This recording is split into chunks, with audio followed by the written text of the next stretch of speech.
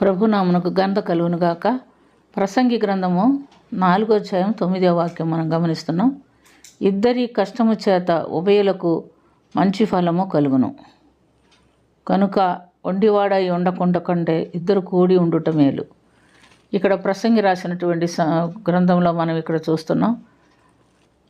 దీన్ని మనం ఆత్మీయ అర్థంలో తీసుకున్నట్లయితే మత్తయి సువార్త 18వ అధ్యాయంలో 19-20 వాక్యాలు మనం చూస్తే, నా నామమున మీరు ఎక్కడ ఇద్దరు ముగ్గురు కూడి ఉంటురో వేడుకుందురో, దేని గురించి అయితే మీరు భూమి మీద ఏకీభవించి ప్రార్థన చేస్తారో వారి మధ్యలో నేను ఉండానని, వారి ప్రార్థన ఆలకిస్తానని ప్రభు వాగ్దానం చేస్తున్నట్టుగా మనం చూస్తున్నాం. ఉదాహరణకు మనం చూసినప్పుడు అపోస్తల కార్యం 12వ అధ్యాయం 5వ వాక్యంలో పేతురు చెరసాలలో ఉంచబడెను, సంఘము అత్యాసక్తితో ప్రార్థన చేయుచుండెను అని దేవుని వాక్యంలో గమనిస్తున్నాం. పేతురుని తెల్లవారితే పేతుర్ని చంపివేయాలని పట్టుకొని ఉన్నారు. యూదులకందరికీ శిష్యుల్ని చంపటం చాలా సంతోషకరమని హేరోదు తెలుసుకొని పేతుర్ని తీసుకొచ్చి చెరసాలలో పెట్టి ఉంటున్నట్టుగా మనం గమనిస్తున్నాం.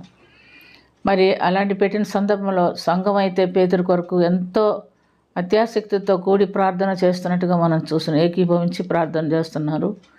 వీరి ప్రార్థన ఆలకించి దేవుడు పరలోకం నుండి ఒక దూతను పంపించాడు. ఆ దూత చెరసాల్లోకి వచ్చింది. చెరసాల అంతా కూడా తెల్లగా వెలుగులతో నిండిపోయింది. ఆ దూత పేతురుని వీపు మీద తట్టి లేపినప్పుడు పేతురు లేచి నిలబడ్డాడు. వెంటనే అతని చేతులకు కాళ్ళకు ఉన్నటువంటి సంకెళ్ళు ఊడిపడెను అని మనం చూస్తున్నాం. లేచి త్వరగా బట్టలు వేసుకో, చెప్పులు తొడుక్కో, వెళ్దాం అన్నప్పుడు ఆయన వెంటనే లేచి దూత చెప్పినట్టు చేసిన వారు తలుపు దగ్గరికి రాగానే తలుపులు వాటికి అవే తెరుచుకున్నాయి. మరి బయట తలుపు దగ్గర కూడా వచ్చినప్పుడు అవి కూడా తెరవబడింది.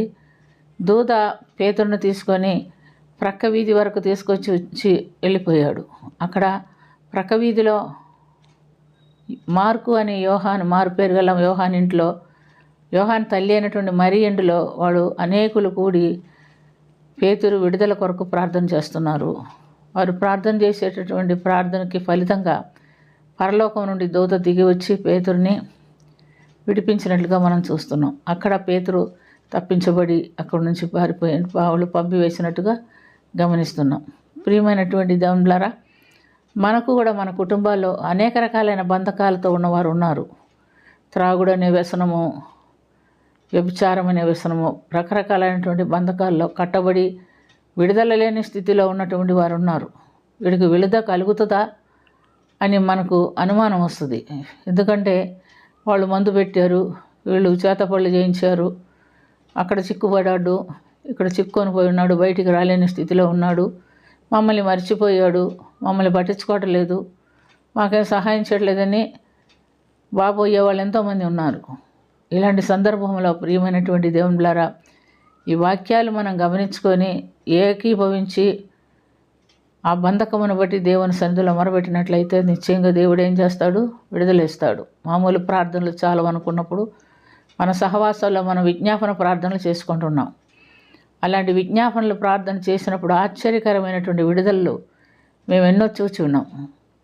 మరి వాళ్ళు విడుదల పొంది తన కుటుంబాలతో కలుసుకోవాలంటే, లేదా వాళ్ళు మామూలు మనుషులుగా మారిపోవాలంటే ఇలాంటి ఏకీభవించి ఇద్దరు ముగ్గురుగా లేదా అంతకంటే ఎక్కువ మందిగా ఏకీభవించి ప్రార్థన చేస్తే వాళ్ళకి విడుదల కలుగుతుంది. అందుకని ఒకరిగా ఉంటే బలం చాలన్నప్పుడు ఇద్దరు ఏకీభవించి ఉంటే బలం సరిపోతుందని ప్రభువాక్యం ద్వారా మనం గమనిస్తున్నాం.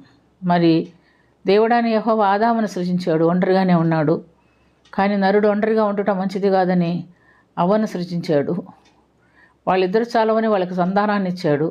ఒక కుటుంబం ఏర్పడింది. ఆ కుటుంబమే వాళ్ళు నలుగురుగా తయారయ్యారు. ఈ దినాల్లో మన కుటుంబాల్లో కూడా మనం చూస్తున్నాం. మనకు కూడా ఏదో సమస్య వస్తే ఏదో సంఘాలకు ఎక్కడికో వెళ్ళాల్సిన అవసరం లేదు. కుటుంబం అంతా కూడా తల్లి, తండ్రి, పిల్లలు ఏకీభవించి ప్రార్థించినప్పుడు దేవుడు తప్పకుండా ఇలాంటి సమస్యలు ఎన్నున్నా విడుదల ఇవ్వటానికి శక్తిమంతుడే. కానీ ఏకీభవించి ప్రార్థించే అనుభవం మనలో ఉండాలి. అలాంటి అనుభవం కలిగి మనం ఉండినట్లుగా ప్రభు సన్నిధిలో ప్రార్థన చేసుకుందాం. ప్రేమ కలిగిన తండ్రి, కృప కలిగిన ప్రభు యేసు రక్షక, మీకు వందనాలు. అనేకమైన బంధకములతో నేటి దినము కుటుంబాలు, మనుషులు చిక్కుబడి ఉన్నారు ప్రభువ. వాటిలో నుంచి విడిపించటానికి మాకు కూడా ఈ ఏకీభవించి చేసే ప్రార్థన బలమైన ప్రార్థన మాకు కూడా నేర్పించి మేము కూడా ప్రతి బంధకము నుంచి ప్రతి వారిని విడిపించుటకును మేము విడిపించబడుటకును మీరు మాకు సహాయం చేయమని దీవించమని యేసుక్రీస్తు పుణ్యనామన అదిమికిలి వినయంతో అడిగి వేడుకొంచున్నాము తండ్రి. ఆమేన్.